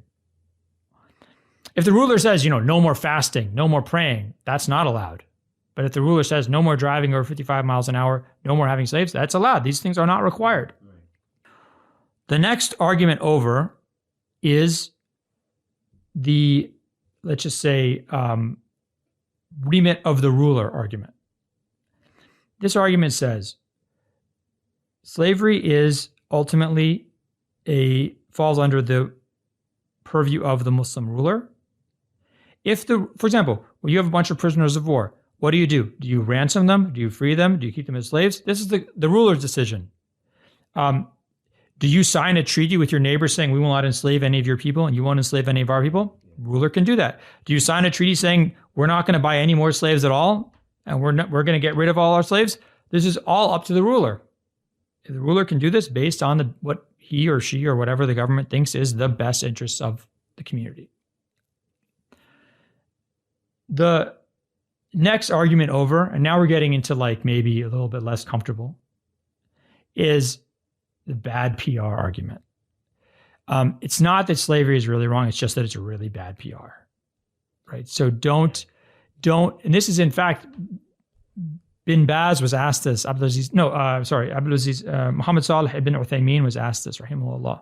He died in 2001, by one of his students, who's actually an American Muslim scholar, asked him this question about, can Muslims, let's say fighting in Bosnia in the 1990s, can they take, let's say, Serbians captives, can they take them as slaves? And Ibn Uthaymeen said, technically yes, but we need international support on this issue. So it's really bad. It's a bad image. Don't do it. It's a politically bad idea. So it's a politically bad idea. Yeah. The last argument is, what are you talking about? And this is people like Sheikh Al-Albani, rahimahullah, died in 1999, make this argument. Why do you care a bunch of kuffar, unbelievers, telling you about slavery is wrong and all this stuff like that? Follow the Quran and the Sunnah. What are you thinking? These people are, they're weird racial slavery in the North Atlantic and their plantations. These people are all awful human beings. Don't worry about them. You have your tradition, which is ethical and only wants good for the slave and the master, etc. This is what he argued. So he said this is just a distraction to get into this moral debate. So that's the full range of Muslim arguments and just points of view on the issue of abolition. Did any of those arguments, did anyone take hold more than the other that led to the eventual abolition of slavery? Eventually, slavery is abolished in the Islamic world or the Muslim world because Muslim rulers, beginning in the sort of 1870s is the best time. Maybe actually really 1840s if you think about Ahmed Bey in Tunisia, start to restrict more and more the import of slaves. And then end slavery or just don't recognize it legally anymore. And people really start to see it as something that is, unacceptable. And one thing that's helpful in this regard, the same thing happens to Muslims as happened to people in North America and Britain. Right. And eventually, they go through the same kind of moral journey on the basis of what is possible for them economically and technologically and things like that. Another thing I would say it's important to remember is, I always had this idea that like slavery, if you look at slavery in, let's say, the Mediterranean or Indian Ocean world of Islam was, it sort of would like gradually go down, down, down. It was like decrease into the modern period. That's actually not true. It spiked in the 1800s. So slavery and slave raiding across the Sahara and in East Africa, and even in Muslim lands like Yemen and Balochistan and things like that, and the capture of people coming to Hajj, Indonesian pilgrims coming to Hajj, African pilgrims coming to Hajj, getting grabbed and taken as slaves in the late 19th century. In the early 20th century, peaked. It was a huge problem. It was unprecedented.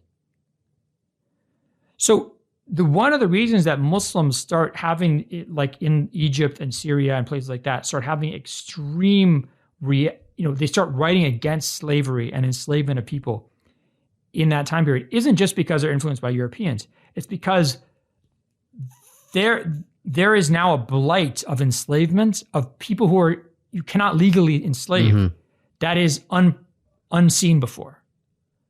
So that's another reason is people start seeing stuff that actually had not been practiced before. Right. So, as we close here, I would advise all the listeners to read your book because you go into all this in a lot of detail. But as a way to sort of move towards a conclusion here, and if you permit, I'd like to ask you personally, in sense like, what brings you certainty, what brings you comfort as someone who professes as a practicing Muslim who believes in the authority of the Quran, the authority of the way and the sayings of the Prophet ﷺ. What brings you to a comfort and certainty there by upholding those sources, but also believing that slavery today is wrong? I would say that, first of all, to know that the disgust I feel in my stomach when I think about slavery, that's true. Like that's real. There's not faulty programming in my brain or something, right? But that doesn't mean that anybody who didn't have that feeling in human history is somehow morally less than I am or something like that, right? I have this feeling the same way I have the feeling about the guy in the metro who's only showering once a week because of the specific customary world in which I live. And custom is really important in Islamic law. Most of the details of the Sharia are based on custom. That's fine. As long as how is a husband supposed to act towards his wife? How is a wife supposed to act towards his husband? This is based on custom. So custom is morally real. That's a very important part of our moral lives. So to say that this is based on kind of technology and change and customs and different moral realizations, there's nothing that doesn't minimize those moral feelings and doesn't delegitimize them in Islamic terms. No, they're totally legitimate. Think about how much the Quran says ma'ruf, ma'ruf, ma'ruf. Right. Your ma'ruf is what is known to be right. That's the first thing. Second, to know that, I actually find it comforting to know that human history is a much bigger place than just Western European sensibilities, Western urban sensibilities in the late 20th and early 21st century. Guess what?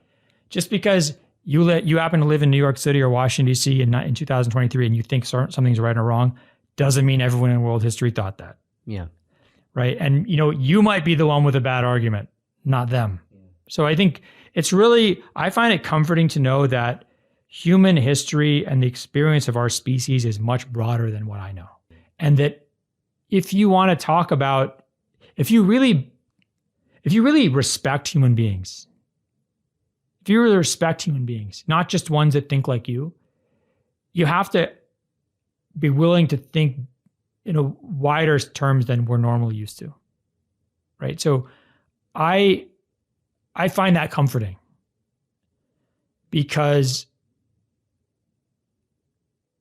it means that when things don't make sense to me, it doesn't mean that there's something wrong with the world. It just means that not everything makes sense to everybody.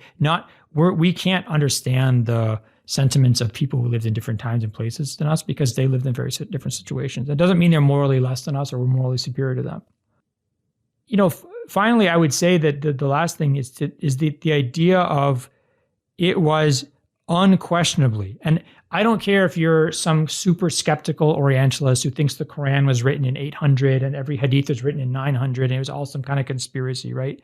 There is no reading of the Quran or the Sunnah of the Prophet. There is no historical understanding of these sources that can not conclude that these sources were absolutely obsessed with emancipation, the freeing of slaves, that they encouraged it more than any other pre-modern document I've ever seen.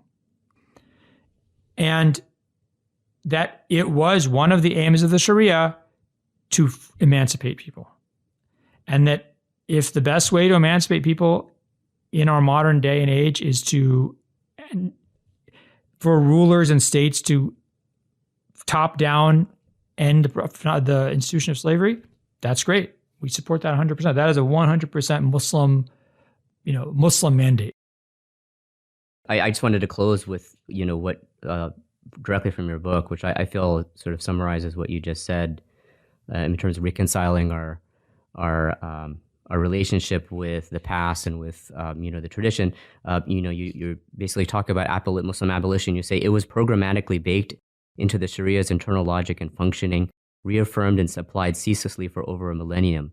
If the Sharia tradition did not elevate maximizing freedom to a main aim of the Sharia until the 20th century, and if Islamic civilization did not universalize its drive to emancipate or call for ending slavery as an institution, it was because none of this was or had ever been conceivable anywhere to anyone.